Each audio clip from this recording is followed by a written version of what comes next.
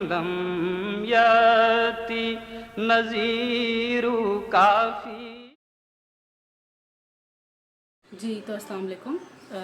मैं हूँ साइकोलॉजिस्ट ईमान और आज मैं आपको इस वीडियो में बताना चाहती हूँ कि बेसिकली साइकेट्रिस्ट में और साइकोलॉजिस्ट में डिफरेंस क्या होता है। हम में से बहुत से स्टूडेंट्स जो हैं जिन्होंने आगे एफएससी से आगे जो है वो ईगो लेवल से आगे रखना होता है कदम, वो कंफ्यूज होते हैं कि साइकेट्रिस्ट और साइकोलॉजी में क्या डिफरेंस होता है। इस पर कॉमन डिफरेंस हम सबको पता होगा कि जो साइकेट्रिस्ट हैं वो यूजुअली उनको डॉक्टर की जो डिग्री है, मेडिकल डिग्री, उससे गुजरना पड़ता है। यानी एम कैट के बाद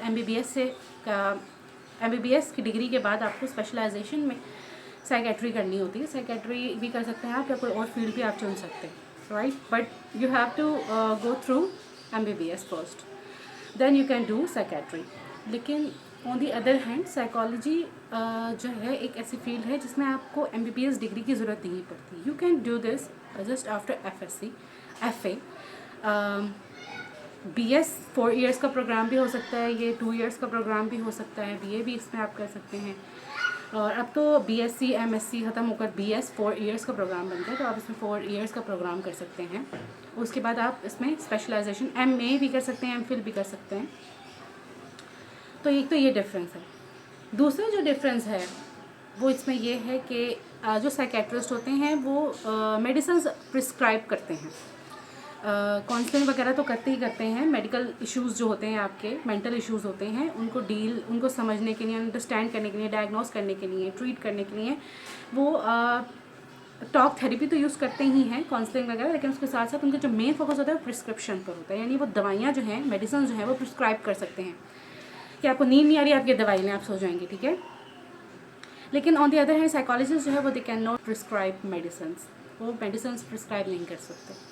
हाँ, समटाइम्स वो मूड को बैलेंस करने के लिए वो सेरोटोनिन वगैरह दे सकते हैं, बट इस तरह से मेडिसिन वो प्रिस्क्राइब नहीं कर सकते, ठीक है। उन जो साइकोलॉजिस्ट होते हैं वो जो मेंटल हेल्थ इश्यूज़ होते हैं उनको अंडरस्टैंड करने के लिए, डायग्नोस करने के लिए वो उनको पूरी असेसमेंट करनी होती है, इंटरव्यूज़ और डाटा इकट्ठा करना, रिपोर्ट बिल्डिंग करना।